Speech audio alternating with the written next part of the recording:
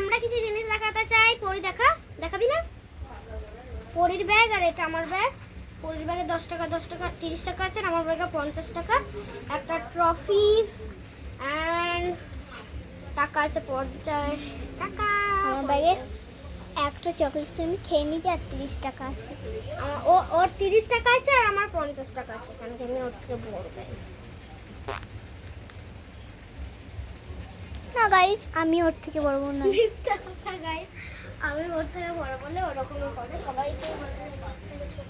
তো ধর আমি ধরতে পারছি না। ওর হাত ব্যথা করছে গাইস, তো আমি ধরছি।